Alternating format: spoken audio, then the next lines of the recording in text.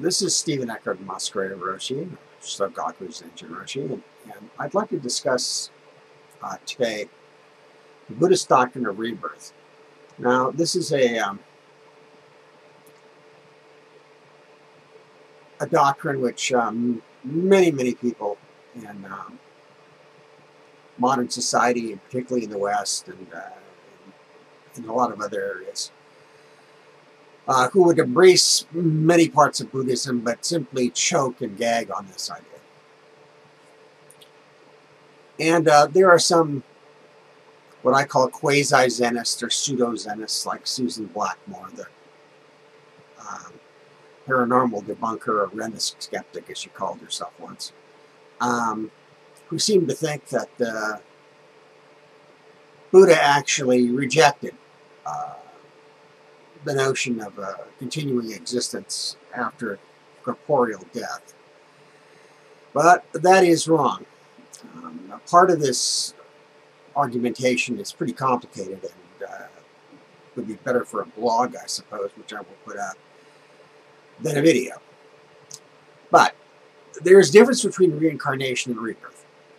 The idea of reincarnation is that there's a permanent soul, an Atman, which continues from existence to existence, entering another body after death. That is not the Buddhist notion of rebirth. The Buddhist notion of rebirth is grounded in the doctrine of independent origination and the fact that, or I should say, also the doctrine that no individual thing exists in and of itself, but is part of the whole and owes its existence to the whole, and the whole owes its existence to it. Now, our physical bodies, our actual atoms in our bodies, completely recycle in about 10 years, from what I understand. And of course, our thoughts recycle every nanosecond, or so it seems. And our memories, those are very faulty. And materialist reductionists will tell you that they're located in the brain someplace. And the argument for that is that the mind is either an epiphenomenon of the brain or an emergent product of other aspects of the entire nervous system.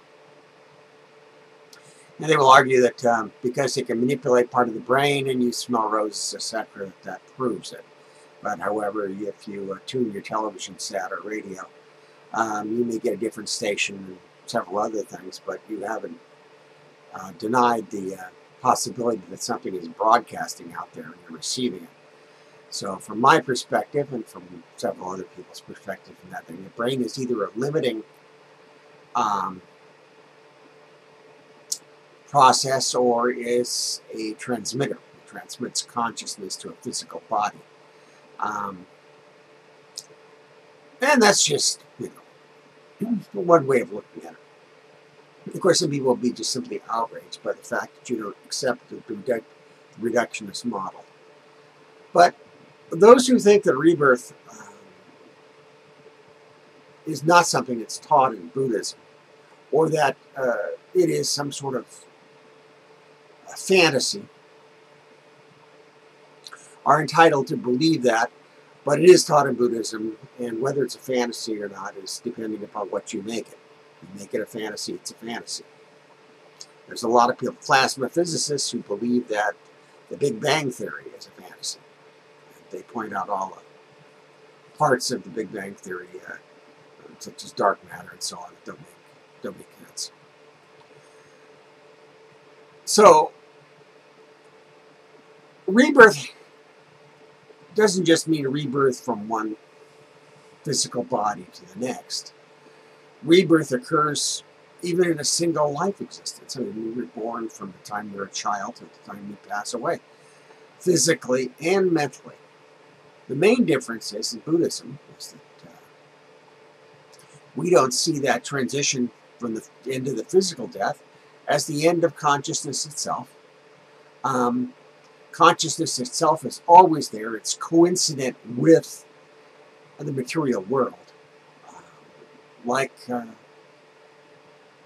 heads and tails. You can't have one without the other. You might even say that the existing world, which we call the world of ordinary reality, is like a coin spinning in superposition. It's heads and tails.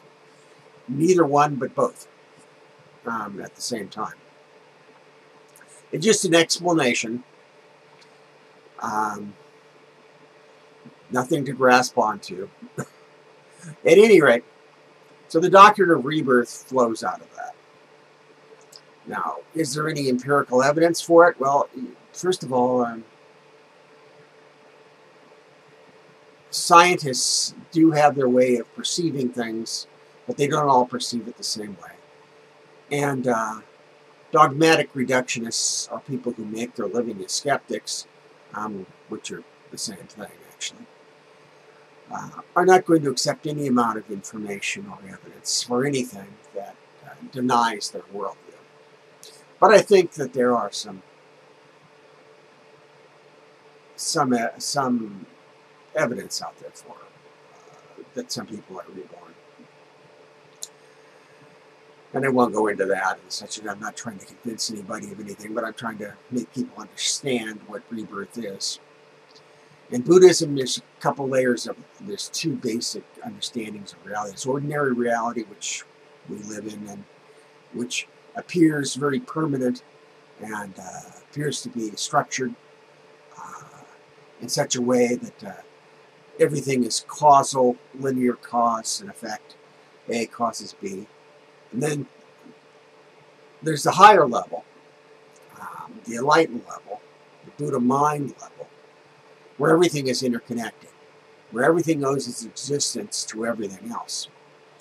And this particular consciousness of a human being is solidified by desires and cravings, and for solidity, for the reification of itself and the objects that it grasps. But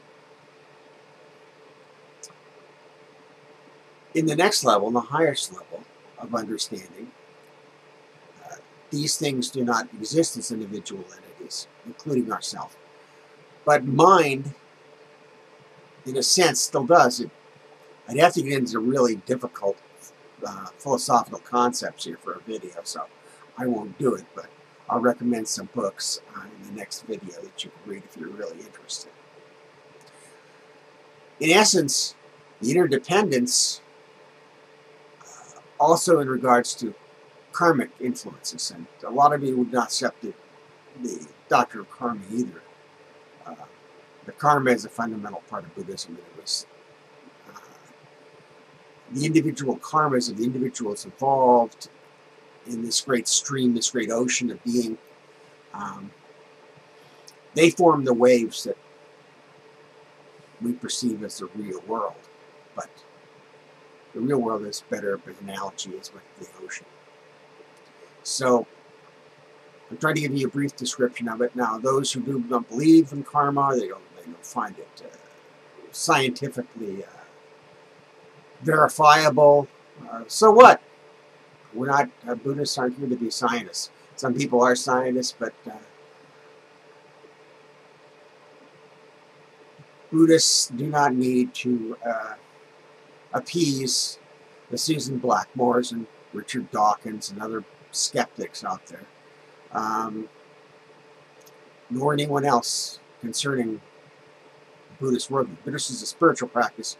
Its goal is soteriological. Its goal is self-transformation, not to describe exactly the physical world.